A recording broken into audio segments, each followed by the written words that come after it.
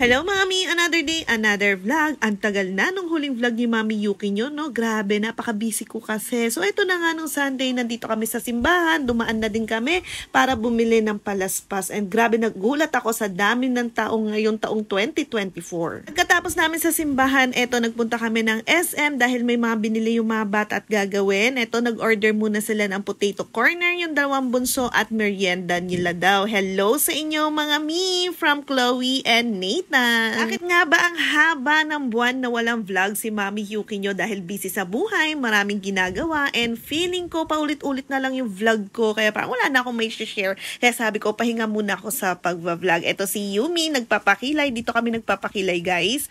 Kasi bukod sa mura na, malinis, mabango pa po ang lugar, and available sila sa sa SM Nova, Fairview, North, Trinoma. Madali silang matagpuan. Si Ate Yumi kasi may grad pictorial na. So, ayan, nagpakilay siya. Ayaw niya magpa-shave. Gusto niya yung ganito daw. So, tinatanong niya ako kung masakit ba, Mami. Sabi ko, anak, hindi ko masisure sa iyo, pero masakit for Mami sa umpisa lang. So, ayan na nga, tiis ganda na nga ang ating bebe. Pagkatapos niyan, si Kuya Josh nagpa-haircut. Gutom na si Mami Yuki nyo. Hindi ko na siya maantay na makakapag-dinner pa. So, sabi ko kay Daddy Ariel, since katabi ko na si Papay, parang feeling ko ang sarap-sarap ng burger nila. Tignan nyo naman yung hair ni Mami Yuki nyo. Pagpasensyahan nyo na, no? Ang gulo-gulo. So, order na ako ng isang meal. Sabi ko, tara na, merienda tayo. Baka himatay na ako sa gutom. At in fairness, ang sarap ng iced coffee nila. Tapos yung fries nila, masarap din, bagong luto. Parang fries ng KFC. Tapos ito yung burger. Diyan ako nakatingin sa nila, sa, sa sample nila, display ganon. Yung pagpipilian ng pagkain. Parang kakong sarap naman ng chicken burger nila. Tsaka tingnan nyo yung bacon, guys. Isang tipak yan. Talagang makapal-kapal. So, pinakita ko kay Daddy Ariel nyo. Nabilib ako sa kapal nung chicken. So, yan na nga pagkatingin ko. Dalawa yan, guys. Parang nasa 256. Isang original and isang spicy. So, inabot ako ng 350 kasi meron din akong strawberry cheese pie. Parang ganon, cheesecake. Ang sarap niya, guys. Literal talaga. Ay, naku, subukan nyo kay Popeyes. Kaya pala, ang dami laging tao. Yung chicken niya, hindi ganun kaanghang. Yung sauce niya, bago for me. Tapos, ang daming gulay. Pak na pak talaga. Hindi tinipid. Yung karne talaga nung chicken, guys, ang laman. Mabubusog ka talaga. And good for two na. Hindi mo kayang ubusin mag-isa. Tapos, ito, nagkikrave din ako sa strawberry cheesecake nila or cheese pie. Parang ganon. Sabi, masarap. So, tinikman ko na din. And yun nga, nasarapan din naman ako sa kanya. Gusto ko sana siya i-dip pa sa ice cream. Kaya lang wala na. Hindi ko na rin kayang kumain ng marami. After niya, namasyal kami dito sa Miniso kasi may bibilin daw si Ate Yumi sa loob. May hinahanap siya. So, kami yung mga bata, window shopping, patingin-tingin. Ang hilig sa stuffed toys itong mga bata na to. Nagulat ako sa daming pa stuffed toys na rin ni Miniso ngayon. Dati ko konti lang, ngayon ang daming choices na. Papabili ngayon dalawa, sabi ko, naku, tama na, ang dami nyo nakatabing stuffed toys, kaya nga inaatake na kayo ng mga hika-hika nyo. Tapos ito guys, so kung mahilig kayo sa ganyan, nakita ko, pa ang below 200, ang ganda. May mga pabilog-bilog pa, and ang daming kulay din na pagpipilian. Ngayon na lang nakapasok ulit si Mami Yuki nyo sa Miniso sa mahabang panahon. Ayan, yung hinahanap niya Ate Yumi, curler, tsaka panlinis ng kanyang mga brushes. Tapos dito sa side na to, ayan, ako, fan ako ni Snoopy.